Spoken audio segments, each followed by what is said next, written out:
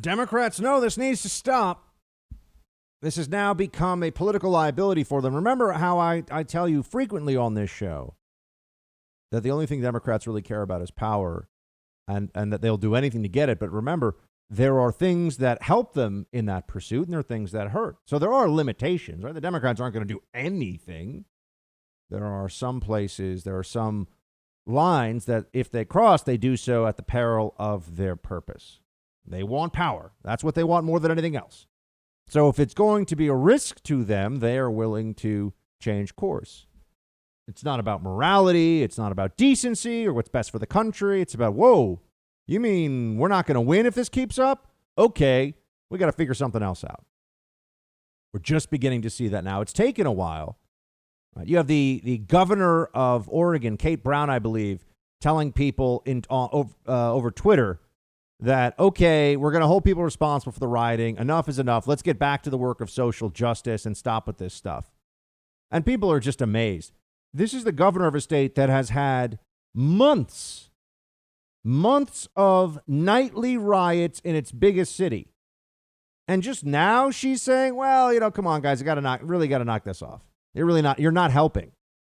You see, that's the change here. It's not the destruction. It's not the threats, the violence, the killing, the burned down buildings, the ruined businesses, the destroyed local economies. That's not what upsets the Democrats, because that didn't bother them at all when that was happening. Didn't hear about it if it did. Oh, it's a mostly peaceful protest. Their attitude has been all along, you're going to get some of this with an important social justice movement like BLM. You're going to have some of this. You're going to have some of this happening. No, that's completely unacceptable. This is not speech. This is not political debate. This isn't the free exchange of ideas. This is burning down a car dealership because you're angry about something you saw on TV. Not the country we want to live in. It's not the society that we are all fighting for every day. Fighting to protect, to preserve, to defend, not to overturn, not to ruin. And now we're starting to see that it's clicking. It's happening. The turning of the tide is occurring because there's been so much of this. And the Democrats said, remember when Mike Pence was on the show, what was it, a couple weeks ago now? The vice president's on this show, and he's like, look, Buck, they didn't have a word to say about these riots. And it's true. It's crazy. You would think that if they really believed the riots were a terrible thing and they were detracting from the message of BLM. See, but I reject that. I think that's conceding too much. The riots are bad. I think BLM is not helpful. I think BLM is a bad movement. We've seen it before. It didn't help before. It's based on lies. It's based on division. A lot of animosity toward the Republican side, toward conservatives at the heart of all of this, too. It's a political mobilization. We understand that. But people will say this. They'll say, oh, but it distracts from the message. The message of having lunatics gather in Washington, D.C. around people trying to have lunch or dinner and scream in their faces. For maniacs in Kenosha to say they want to burn the country down and they want cops to be killed. For people like Sean King, who is perhaps the best known BLM activist and organizer. I mean, this guy is a laughable fraud, but also dangerous at the same time. He's a clown and an imbecile, but that doesn't mean he's not a thug and a danger to the rest of us, because he is. He said on Twitter, and he's got a huge Twitter following, and people they think that Sean King's all about justice. There's so many stupid people in this country. I mean, in every country, I suppose, but these days, the stupid just feels like it's everywhere. Sean King says that unless the Kenosha Police Department names the officer that shot Blake, then he will, Jacob Blake, then he will name random police officers from the Kenosha Department as the shooter, which is a clear threat against these officers, right? It's, you better tell me who did this, or I'm going to pretend other people did it and put them and their families in jeopardy. which goes to show you so many things all at once. One, Sean King knows that his followers, this movement about justice with BLM, is full of ignorant morons who are willing to use violence against cops. He knows that. He knows that's true. And he knows that the police officer, whenever he is named, is going to have to be in protective custody, is going to be under threat. There are going to be people that will call his wife, and if he has kids, they'll threaten them. Sean King has no... Is he saying, guys, don't do that? That this is a movement about justice. This is a movement about what's right. Does he ever? No, of course not. That's great. That's power. That's coercion. That's the rabble-rousing that he's looking for. So he understands what's going to happen for that officer, and so he also knows by naming other officers, he is willing to put them, by his own admission, willing to put them in similar jeopardy. Do as I say, or I will set the mob on your cops, is what the most well-known, you could even argue the leader of the BLM movement, if there is such a thing. That's what he's telling people. Do you think Joe Scarborough, that beady-eyed moron, do you think that he's going to have anything to say about this? No.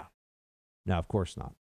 Do you think that the other multimillionaire TV journalists that unfortunately, the journos, that unfortunately still have considerable audiences of Democrats who think they're much smarter than they are? That's one thing. Humility exists on the right in a way that the left has long since dispensed with it. People on the right understand that life is hard. There's more to learn. You make mistakes. You're not perfect. That's why they also believe they need God. People on the left, they deify themselves. They think that they have all the answers, right? This is why they love to show, so many people who are the college-educated advantage among college-educated whites specifically that Biden has over Trump. All these people that didn't go to college who are white vote for Donald Trump as if that's supposed to be some kind of huge slam. Most people that I know who went to college learned nothing in college other than how to have sex with people whose names they barely remember and how to drink until they black out and pretend that they're paying attention during classes that they really barely even show up for. That's most people in their undergraduate programs that I know, especially the smug libs that I know went to undergraduate schools. I'm not saying it's everybody. Some people work very hard in school, but a lot of people. A lot of people have these student loans that they then show up at these protests, these BLM protests, and they complain about. This is all part of it. No individual agency, no responsibility, no culpability. It's all society. Everything is society's fault. This is why I say there's a childishness at the heart of the Democrat Party now. And it influences. I mean, this is why you've seen a child that is spoiled, and I haven't had children yet, working on it, but a child that is spoiled when it throws a temper tantrum. The parents will try to coddle, what can I do? Little Timmy's upset. How do we get him to be happy? And they'll just do everything and everything. Parents that know better, parents that understand, first of all, they usually have children that don't throw tantrums quite the same way, especially in public to cause a real scene. But they can shut that down because that relationship, there's already an understanding of respect and family hierarchy with the parents as protectors, but also the disciplinarians within that family. There's nobody playing that role in the Democrat Party right now. It's just, the temper tantrum squads out there on the streets, and people are dying because of this too. So it's not just like people cry and bang the floor and demand, a candy bar or some Fruit Loops or something. No, this is real. This is serious. But the mentality is very similar. The more noise we make, the more we can show how upset we are. We hold rationality, responsibility. We hold those things hostage. That's what the Democrat Party is doing. Even when Jacob Blake's mother willing to come out and say, we'll hear from her, play clip 5. The destruction that has been taking place in cities across the country and in Kenosha. I heard you speak about that. And my question is, you said that you don't want that in Jacob's name, and neither would he. Tell me more about that, please. Absolutely not. My family and I are very hurt and, quite frankly, disgusted. And as his mother, please don't burn up property and cause havoc and tear your own homes down in my son's name. You shouldn't do it. People shouldn't do it anyway. But to use my child or any other mother or father's child, our tragedy, to react in that manner is just not acceptable. And it's not helping Jacob. It's not helping Jacob or any other of the men or women who has suffered in these areas. She can speak, Jacob Blake's mother can speak more forcefully and truthfully on this issue than it seems any mainstream news anchor that I've seen. She has a better understanding of this, a better willingness to at least say, don't do this stuff, than the New York Times editorial board. Look, she's a grieving mother, and she didn't lose her son, but obviously she's going through a tremendous trauma. And we don't ever criticize grieving mothers. I'm actually giving her credit on this. I'm saying, look, she's willing to see this for what it is and say it. Think of what would happen if every person think of what would happen if LeBron James. Let's talk about somebody with a lot of influence. Think of what happened if LeBron James did an Instagram video. It's so easy. All he has to do is sit down and just look in the camera and say, hey, we want justice. We should be out in the street peacefully marching. We should be calling for greater representation in elected office. We should change laws. We should have more police oversight. But if you steal one pair of sneakers, one handbag, if you break one store window, if you attack one stranger in the street or yell in their faces when they've done nothing to you and have no part of this, you are an enemy of this movement. You are an enemy of justice. Why can't LeBron James do that? Or anyone of his stature who supports this movement? Why can't they say that? Oh, they won't. They won't. LeBron James won't say it. Joe Biden won't say it. Kamala Harris won't say it. Why not? What could be more clear? And think of the effect. That could save lives. That could save any individual life. It could save specifically black lives. Only peaceful protest. Only organization meant to change the system in a legal fashion. Why don't we ever hear that? Why isn't that the mess? And people say, oh, Buck, they said, no, that's not said. It is not. If it were, I would play it here on the show and I would clap for it and say, thank you. No one has a problem with peaceful protest. That's not even a part of the discussion. If it was, we would be hearing about what happens. It's always in daylight, people gather. At night, there's rioting. No one's showing up with rifles at the daytime gathering saying, you're not allowed to be here, you can't say this. And look, I think some of the protesters are wrong, and a lot of them are not very smart, but I have no problem with them gathering and sharing their grievances, airing their concerns. But why can't there be a hard and fast line between that, called for from within the movement, from within the Democrat apparatus, from people with bigger platforms than I or anyone listening to this will ever have?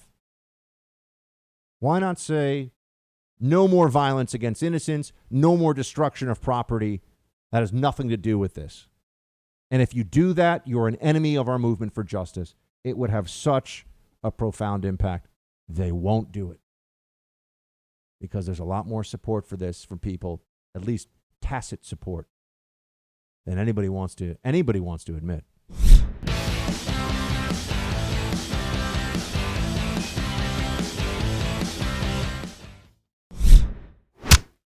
But tonight you're seeing another similar theme. There's another focus, particularly showcasing what President Trump's done on criminal justice reform. You know, both campaigns, guys, tell me that there is a chance that Donald Trump could overperform with African-American men. It's a concern of the Biden campaign, and it's a focus of the Trump campaign. And wouldn't that be absolutely wonderful? What better repudiation of the far left descent into madness could there be than a large portion, doesn't have to be a majority or even close to it. If you had a doubling of the black vote for Donald Trump, because that would be a massive, a seismic change in the trajectory over the last 50, 60 years. If you had a change in the black vote of even doubling for Donald Trump, what would the left think of itself at that point? Remember, they're thinking right now that they're positioning themselves as the great defenders of young black males in America. That's the Democrat Party. That's where they get so much of their sanctimoniousness, their self-righteousness, their sense of purpose is we're the ones that care. That's why they all support BLM. They don't care. The Joe Scarborough thing. Yeah, sure. I care about all the, bad stuff that happens with the cops and the young black men, bring me another martini. And that guy's like sitting on the beach in Florida. Oh, yeah, really tough stuff going on in cities. Where are my servants? Time to go play croquet or pretend that you're a rocker. Don't even get me started on that guy. Ugh, what a joke. But he makes MSNBC a joke. He's the conservative on MSNBC, right? Or the Republican or whatever. What a fraud. I don't know how people, I figure at some point if you make millions of dollars, can't you afford to just not wake up every day and be a puppet of the left? Just be a grotesque joke? Doesn't it matter how you feel? I have turned down jobs because I knew that I would not be able to be myself and say what I really think. Turned down jobs. And I'm somebody who actually needs the money, but couldn't do it. I've walked away from things that for me would have been really great. And I'm not saying this to be like, oh, look at me, but I'm just saying I can expect this from others. There's so little to risk for those who have already reached a certain point in this business of media, but they really just want to keep their perks, their prerogatives. It's not even about the money. They want to be important. And whatever they have to do, whatever they have to say to make them feel important, that's what they will do. But back to what Chuck Todd says about overperforming with African-American men, this would be the single best other than just, of course, the Trump election, Trump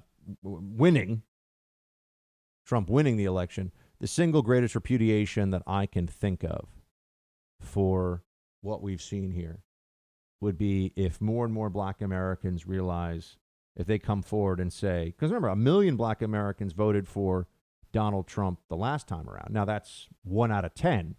That's a million people. And I think also in these conversations, we have to remember, the black community is about 13 to 14% of the U.S. population, something like that. We don't have perfect numbers on it, but something like that. So you're looking at maybe 30 to 40 million Americans, black Americans.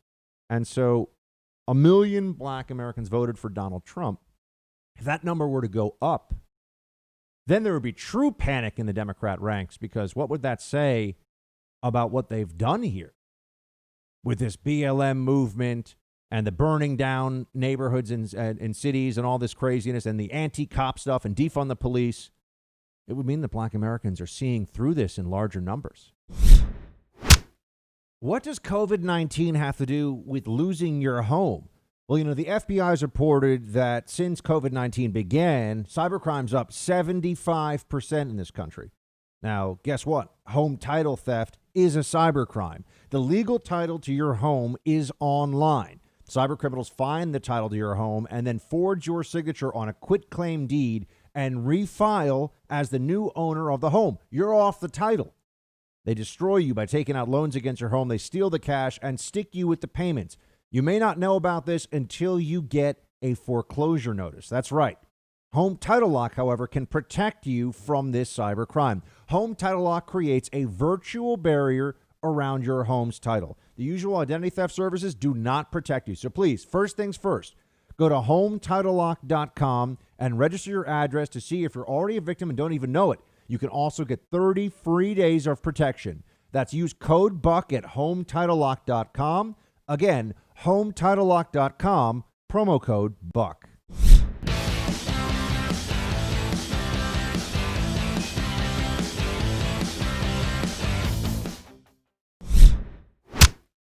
The best moments from the RNC last night weren't really the biggest name people. My favorite thing in all of it was Nick Sandman of Kentucky's Covington High School giving his pretty short speech on cancel culture.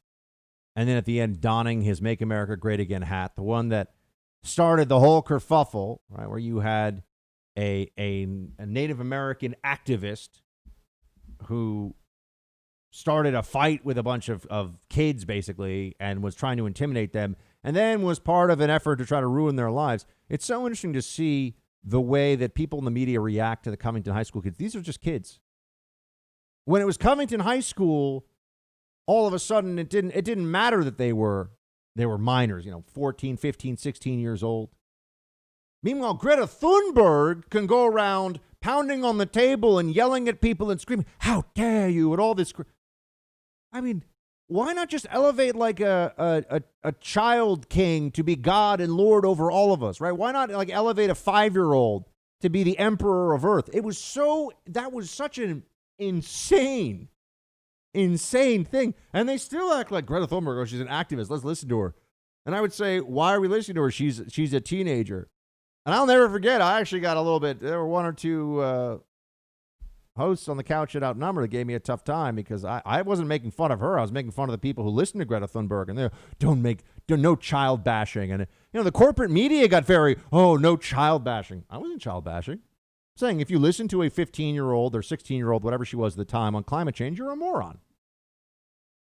I'm not calling her. She's not even old enough for me to take her opinion seriously enough, or at least she wasn't at the time, to call her a moron. I think she might be an adult now. I don't know. I think she might be 18, close to it. But with Greta Thunberg, that was the game they played. She gets to lecture you. How dare you? It was so. People are so dumb. I don't know how they just go through life thinking they're so clever. Greta Thunberg, she's so. That was one thing. I'm usually not. I don't allow politics to dictate my personal relationships. If I've known somebody she's 17. So see, I can't actually comment on her intelligence technically because she's 17. So when she's 18, we're allowed to finally. And they've done this before too. They did the same. How dare you criticize with that guy David Hogg, who's just like, it looks like he was created in a lab at MSNBC of the ultimate beta male. And when he's an adult now, I can say it. He's a public figure. But they did this whole thing. Oh, he's just a kid. He's 17. He was trying to get people fired from their jobs. He was trying to get people canceled for disagreeing with him because he was a kid. And the media was elevating him. So this is what I mean by the left has no principles. You see this play out. They don't. They have no principles that they will stick to, they will adhere to. And so it's all just a pursuit of power. Greta Thunberg, special invulnerability because she was a kid. But you got to listen to her. But she's a kid, so you can't criticize her. David Hogg, now an adult, but was technically, I think, 17 when he got involved in the commentary. Harvard accepted him. The kid's a moron. Harvard accepted him. And the Covington kid, he wasn't trying to be a public figure. The left made him into a public figure by ruining him. Or trying to ruin him, I should say. They failed, thankfully. And you have all these, Trevor Noah, you talk about how you just want to punch him in the face. And that slimy idiot who got fired from CNN for cursing out the president on Twitter. I can't even remember his name now. Reza Aslan, expert in nothing. The guy who runs around throwing his academic credentials. He's like a PhD from the third tier UC school where he teaches creative writing or something like that. Ooh, I'm an academic. I'm a scholar. But he also said, punch this kid in the face. He wanted to punch this kid in the face publicly. Why are all these libs saying they want to punch this kid in the face? He didn't do anything. He did nothing. He did absolutely nothing. But they show you who they are. They hate Nick Sandman because to them he represents a white conservative male from a stable upper middle class family in a predominantly red state who's pro-life and probably likes America. And that's just a list of things that the left thinks are putrid. They hate all of it. And so that's why they hated this kid so much. Who got the last laugh, though, friends? Ho ho! Nick Sandman did. I don't know what the settlement was. Some people claim it was a huge settlement. Some people say it was very small. It doesn't really matter. We all know that at the end of the day, Nick Sandman came out of this thing the hero, and the mainstream media organizations that tried to trash him as a kid with no compunction whatsoever, no hesitation to ruin this. They tried to ruin this kid. No problem. I saw it as no issue at all. It was good to see him last night giving his speech. It was good to see him stand up there. That was one of my favorites. And also just what cancel culture has become. I'm amazed now. Now, libs are so dumb. Part of the conversation that I should write a book. Libs are so dumb, ... Part of the conversation on social media last night during the RNC was they were saying, well, why don't, and they would name some person who's a leftist who said something like truly horrible, like, something deeply anti-Semitic, or I don't know, just something that's really universally understood as grotesque and immoral. And why won't they stick up for this person being canceled? Because we're not saying there are no rules. We're saying their cancel culture rules are arbitrary and absurd. That's not the same thing as saying there's no rule, right? Or that there's no sense of what's proper and decent in society.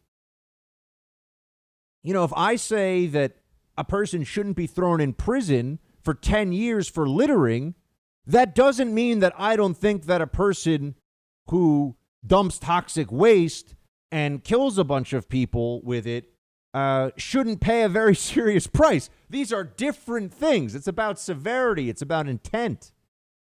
Well, cancel culture has turned into you are held responsible for what you did a long time ago when things perhaps were when standards were different, or you were held responsible for what you did when you were a minor, even though it's been a long time and now you're an adult, or you're held responsible, and this is really the most, I think the one that's in some ways the most troubling, you're held responsible for saying something at a time when the rules are constantly changing.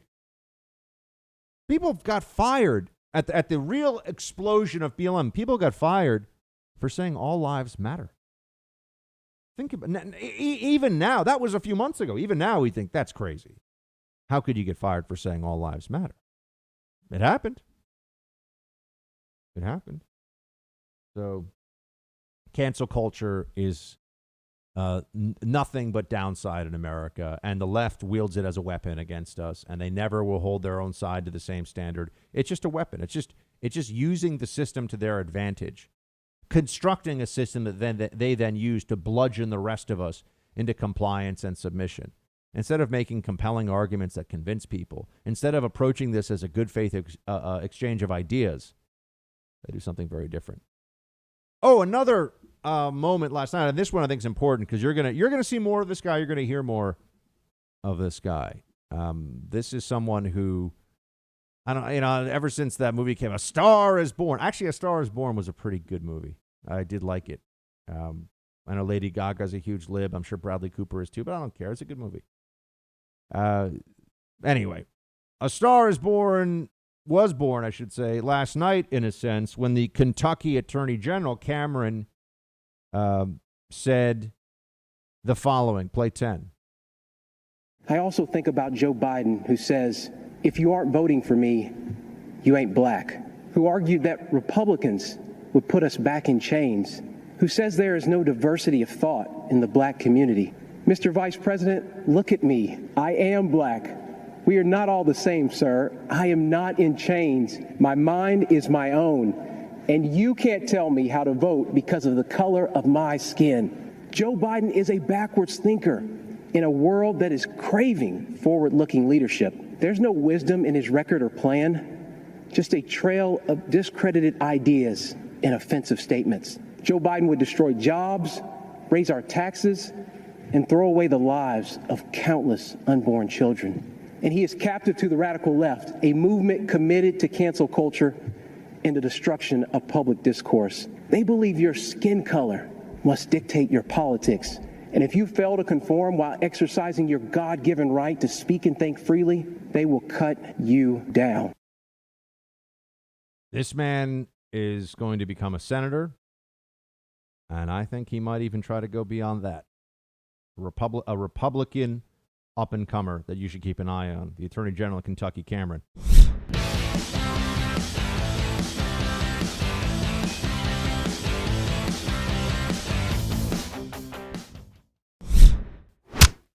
It's come to my attention that Kyle Rittenhouse, 17 years old, has been charged with first-degree murder in Kenosha, Wisconsin, according to the Lake County, Illinois clerk of court's records. And they have called him a fugitive from justice. This is the guy who walked up to the police to surrender himself. I saw that on video. And now the press is identifying him here. I think this is a report from, well, the Daily Dot. I don't even know what that is. But this is something that we all have to be very aware of. It's not just the Democrat politicians who will do anything to cover for and excuse and assist this movement of rioting maniacs. It's prosecutors' offices, too. The George Soros-backed Progressive Prosecutor Project is very real, and it has resulted in terrible decisions, notably in places like Philadelphia, where the way that they think they achieve social justice is by letting really bad people who do very bad things out of prison because they're worried about the disparities that the criminal justice system inflicts upon minority communities. Okay. How do you deal with that? I think Larry Krasenstein, I think, is the guy in Philadelphia. This is what keeps happening, right? You saw this on a much lower level with the people who tried to defend their homes. They spoke, obviously, at the RNC already, the McCloskeys in St. Louis, when they stood outside their homes and there was initially the DA charging them for not wanting a mob to burn down their home and perhaps assault them. You know, we're going to be told by the libs, well, that doesn't happen. That doesn't happen. I don't have to put myself in a position where I'm throwing myself on the tender mercies of the mob.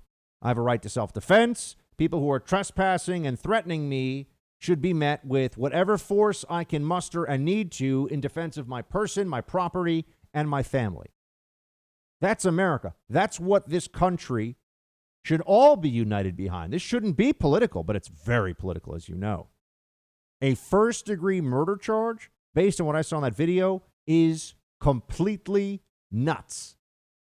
Now, there's a lot that we don't know. There's a lot that I didn't see the initial shoot. Maybe that's the one they're talking. It's not clear. But all I do know is that there's a video of a guy who has people attack him, including one who has a handgun, and they try to hit him with a skateboard, and they're engaged in gang assault on the street, these rioters. And the guy, there's a struggle, and he shoots off a bunch of rounds, and he kills somebody. We heard from Julio Rosas, who was right there as it happened. And charged that person with first-degree murder? This is wrong, friends. Well, we'll see. Maybe there's it's so frustrating. I don't want to be in a position to weigh in on these things when we don't have all the relevant facts. I don't want to be in a position where we have to talk about all this and then I come back and say, hold on, if only I had known, as we have with George Floyd. There's now reporting coming out that the coroner in Minneapolis, who looked at George Floyd's body, did say initially, file in the report, George Floyd had 3 times the amount necessary in his body of fentanyl to cause an overdose, and also suffered from a severe heart condition. So George Floyd may very well, and this is going to be what the defense counsel argues, died of a drug overdose. You know, we see that knee. We don't know how much pressure was being used on the knee. We hear a man screaming out, and we see a knee, and we think, we're thinking, oh my gosh, he can't breathe because of this knee in his neck. That's the assumption that's being made. That's why I was outraged by it. Everybody I know was saying this is horrible. It's disgusting. and his body goes limp and lifeless, we say, what has happened here? This is injustice. This is evil. But if he was saying he can't breathe, if the knee on the neck wasn't actually blocking his airway or preventing him from breathing, and he died because of a drug overdose, as the coroner's report said, and this is very politically volatile stuff, isn't it? But you could say it's science. Listen to the experts. # science. That's what the coroner is here. Oh, and then the family had an independent autopsy. Yeah, that independent autopsy guy, if he wants to keep any sense of normalcy and safety in his own life for him and his family, he's going to say, yeah, of course, they was asphyxiated. George Floyd was asphyxiated. Fentanyl is a very, very dangerous drug. Kills tens of thousands of Americans every year. Over 70,000 in a bad year. Heroin and fentanyl put together.